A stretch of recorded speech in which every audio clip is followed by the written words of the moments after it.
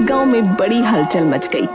एक साधु महाराज आए थे, सफेद दाढ़ी, लंबे केश और साधुओं वाला तेज। गांव भर के लोग उनके दर्शन करने उमड़ पड़े। सबने चरण छुए, आसन बिछाया, फल फूल अर्पित किए। महाराज, आपके चरणों में गांव का सौभाग्य है, कृपा कीजिए महाराज। भीड़ में से अचानक हंसी का एक फव्वारा फूटा। सबकी नजरें घूमी तो देखा मनोज ठहाके लगाकर लोटपोट हो रहा था। अरे अरे ये कैसी दाढ़ी है महाराज? अरे झाड़ू से भी बड़ी है ये तो। और ये कपड़े, ओहो, ऐसे तो मेरे पिताजी के पुराने बोरे भी दिखते हैं। वैसे ही पहन रखा है महाराज आपने। ऐसे होते हैं क्या महाराज? है अरे चुप हो जा बदतमीज, मनोज कहीं का। अरे साधु महाराज है, ऐसे नहीं बोला करते, चुप हो जा। अरे साधु महाराज, अरे इनकी बोली तो ऐसी है जैसे गधा रेख रहा हो। सुनो जरा, सुनो। गांव वाले पहले तो चौंके, फिर कुछ लोग मनोज की हरकत पर हंस भी पड़े। लेकिन साधु महाराज का चेहरा तमतमा उठा। उनकी आंखें लाल अंगार की तरह चमकने लगीं। दुष्ट बालक, तुम केवल मेरा नहीं अपितु ईश्वर का अपमान कर रहे हो, और ये लोग हंस भी रहे हैं। सुन लो, अब इस गांव में सुख समृद्धि नहीं रहेगी। यहाँ की धरती बंजर हो जाएगी, कुएं सूख जाएंगे, आसमान से बूंद तक नहीं गिरेगी। ये कहकर साधु महाराज वहां से चले गए। पूरा गांव सन्नाटे में डूब गया। सबके चेहरे पर दहशत थी, लेकिन मनोज, उसके चेहरे पर वही बेफिक्री की मुस्कान थी। अरे अरे ये तो लोगों को डराने का नया नाटक है, हाँ? अरे मैंने बहुत देखा है, टीवी पे, यूट्यूब पे ये सब दिखाते रहते। देखना कल बारिश होगी और खेत लहला उठेंगे। हाँ, साधु जी तो बस डरपोकों को मूर्ख बना रहे हैं। हाँ, मुझे सब पता है। लेकिन अगले ही दिन से हालात बदलने लगे। बादल छट गए, सूरज आग उगलने लगा, कुएं का पानी नीचे जाने लगा, खेतों की फसल मुरझाने लगी।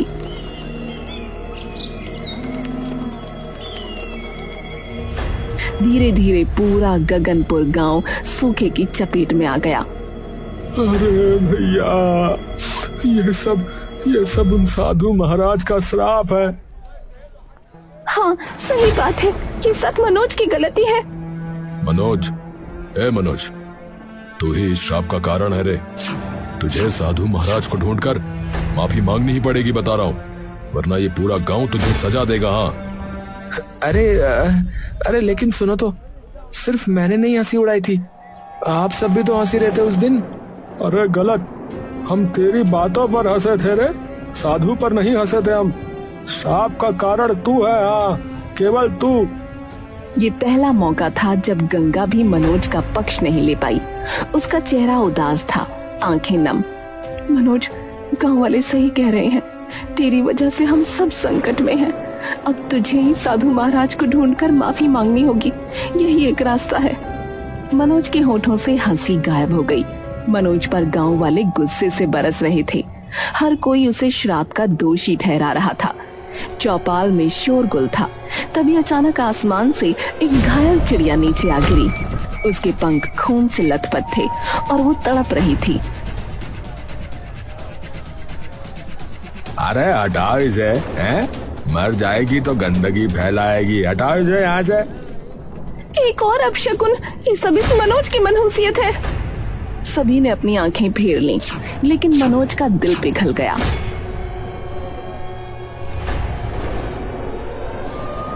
अरे तुझे तो चोट लगी है, डर मत, मैं हूं ना।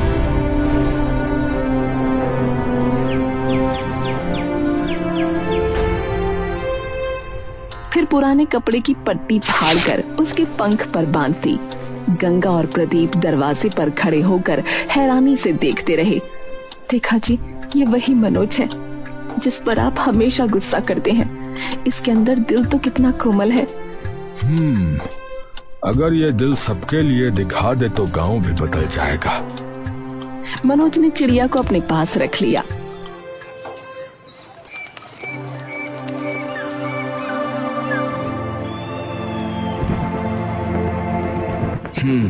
अब तुम बिल्कुल ठीक हो प्यारी चिड़िया। इसी बीच गांव में हलचल मच गई। बूढ़ी शांता का पति अचानक चौपाल पर गिर पड़ा। सांसें थम चुकी थीं। सब रोने बिलखने लगे। अरे मेरे रामू को बचा लो, कोई कुछ करो। मनोज भी अपनी चिड़िया के साथ वहां पहुंचा। किसी की समझ में कुछ नहीं आ रहा था, पर अचानक वो चिड़िया सीधा बूढ़े की छाती पर बैठ गई और अपनी नुकीली चोंच से बार बार चोट मारने लगी। अरे अरे अरे ये क्या कर रही है? कहीं मेरे पति को खा तो ना जाएगी। पर अगले ही पल सब दंग रह गए। बूढ़े रामू ने खांसते हुए आंखें खोल दी। भीड़ से जोरदार शोर उठा। ये तो जादू है, चिड़िया ने इन्हें जिंदा कर दिया। मनोज की आंखें चमक उठी। अरे तुम तो जादुई चिड़िया मालूम पड़ती हो। अगर तुम सच में जादुई हो तो हमें पानी दो ना, हमारा गांव पूरी तरह से प्यासा है। चिड़िया ने उसकी तरफ देखा, फिर जमीन पर जाकर अपनी चोंच मारी। उसी जगह से पानी फूट पड़ा। सब दौड़कर झुक गए और उस निर्मल जल को अपने हाथों में भर भर कर पीने लगे। हे भगवान, तेरा धन्यवाद। अरे हे रहस्यमयी चिड़िया, हमारी और मदद करो। चिड़िया ने फौरन खेतों की ओर उड़ान भरी। उसने बीज अपनी चोंच में दबाए और खेतों पर गिराए। देखते देखते खेत हरे भरे हो उठे, फसलें लहलहा उठी। फिर वो कुएं पर गई। उसने कंकड़ डाले और सूखा कुआं गड़गड़ाहट के साथ पानी से भर गया। गांव वालों की आंखों में आभार और श्रद्धा झलकने लगी। मनोज बेटा, तेरे पुण्य से ये चिड़िया आई है। तू गांव का उद्धारक निकला रे। गांव में फिर से समृद्धि लौट आई। हंसी खुशी, हरियाली और पानी। लेकिन एक रात मनोज के पड़ोसी सौरभ के घर में चोरी हो गई। सोने के आभूषण और नकदी गायब थे। अगली सुबह हड़कंप मच गया। पुलिस आई, पूछताछ हुई, लेकिन कोई सुराग न मिला। इंस्पेक्टर साहब कुछ करिए, मैं तो बर्बाद हो गया। अरे इतनी बड़ी चोरी और पुलिस को कुछ नहीं मिला। गांव की इज्जत मिट्टी में मिल गई। अरे हमारी तरफ से पूरी कोशिश होगी, लेकिन चोर जो है ना बहुत चालाक है। अगर आप सब माने तो मैं चिड़िया से मदद मांगता हूँ, वो जरूर चोर का पता बताएगी। हाँ तो करो ना, फिर करो। बैठे काहे हो इतनी देर से? मनोज ने हाथ उठाए और आसमान की ओर पुकारा। कुछ ही देर में नीली छांव में वही चिड़िया आकर गांव के बीचों बीच उतरी। सबकी सांसें थम गईं। हे मेरी मित्र, इस गांव में चोरी हुई है, हमें चोर का नाम बता दो, सच का पर्दाफाश करो। चिड़िया अचानक गोल गोल घूमने लगी। उसके पंखों से धूल का तूफान उठा। बूढ़े और औरतें हक्का बक्का खड़ी रहीं। फिर अचानक चिड़िया सीधी उड़ान भरते हुए मुखिया के घर पहुंची। अरे अरे ये चिड़िया यहीं क्यों आई है भाई? चिड़िया अचानक फड़फड़ाकर एक नौकर के सिर पर जाकर बैठ गई और फिर उसकी खोपड़ी पर लगातार चोंच मारने लगी। नौकर तड़पकर जमीन पर गिर पड़ा। बस बस, अरे अरे अरे मत मारो। अरे मैं मानता हूँ चोरी मैंने की थी, मैंने ही सोना और पैसा ले लिया था, मैं ही चुरा के ले गया था सब कुछ। अरे कुत्ते, तूने मेरी भी नाक कटवा दी रे। है? अरे पुलिस इंस्पेक्टर, इसे ले जाइए। पुलिस ने नौकर को पकड़ लिया। सौरभ को उसका सामान वापस मिल गया। अरे मनोज, अरे तेरा मजाक हमें कभी समझ में नहीं आया, पर तेरी दोस्ती इस चिड़िया से, इसने तो हमारी जिंदगी ही बदल दी रे।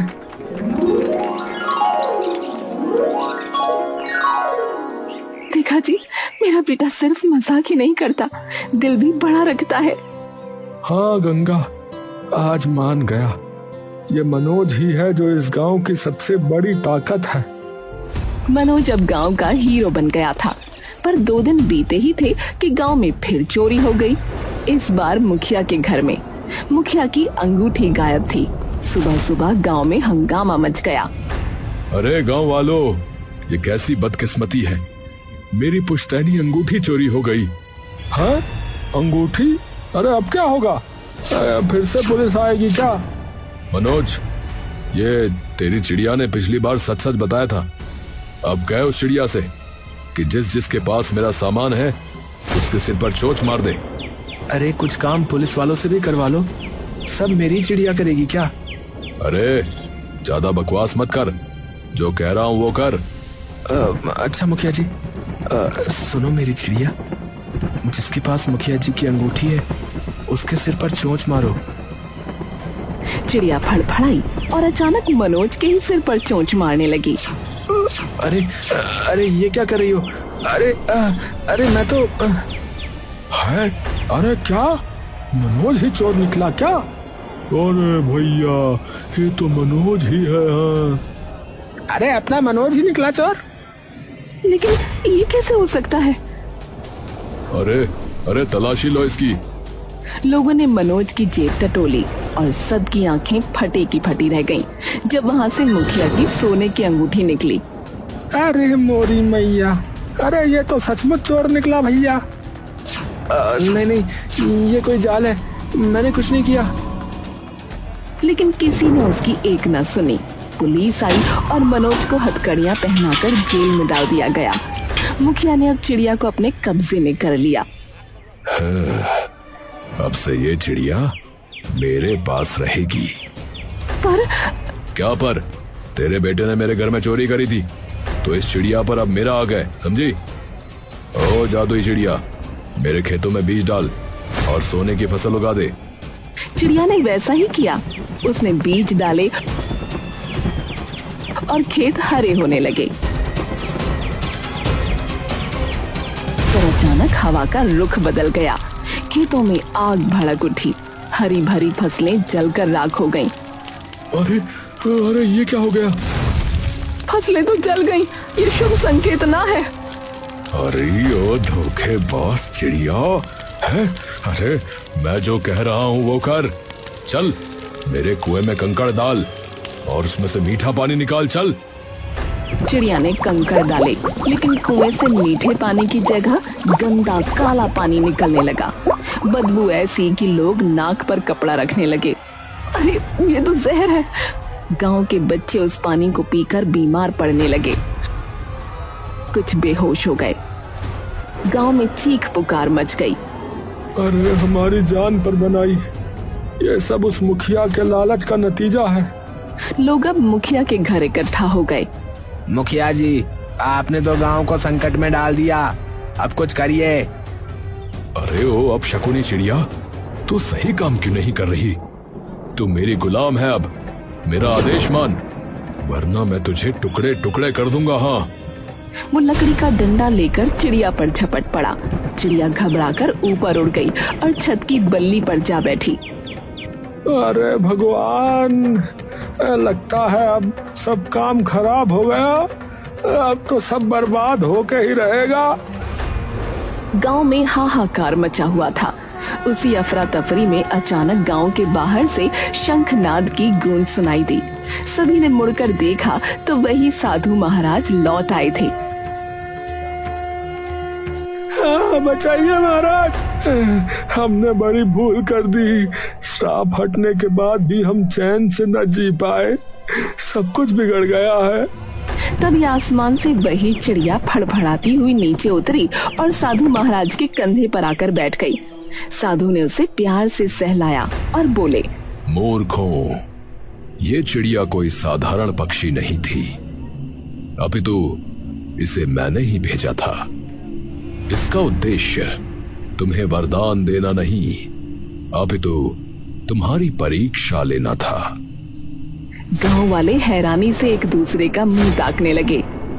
मात्र मनोज ने ही इस घायल चिड़िया की सहायता की थी और इसी वजह से श्राप पलट गया था और गांव में सुख समृद्धि लौटी थी।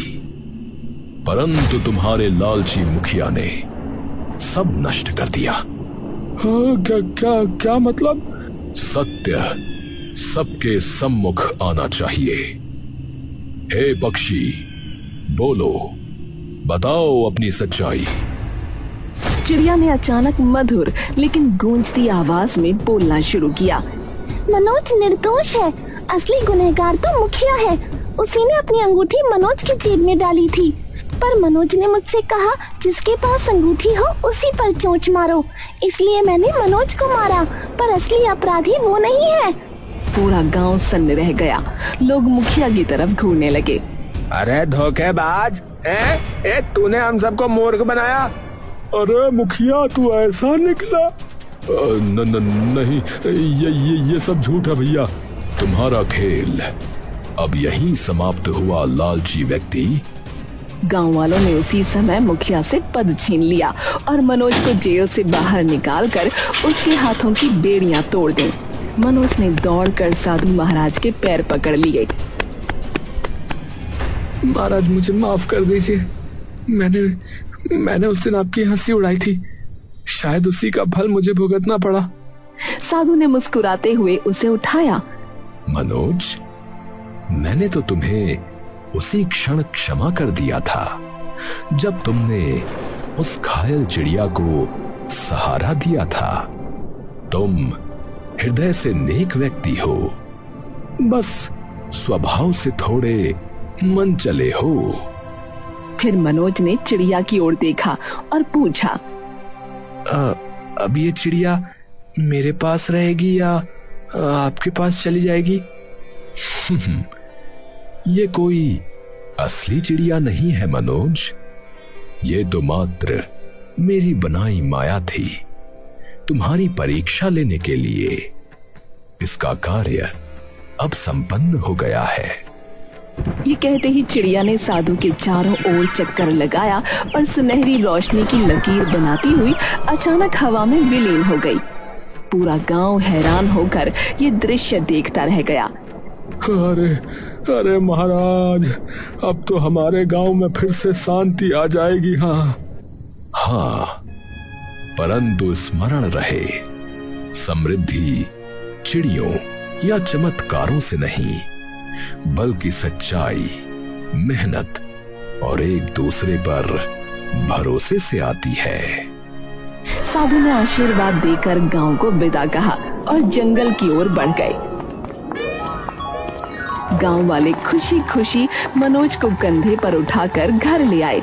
अब गांव में फिर से हंसी, शांति और समृद्धि लौट आई थी।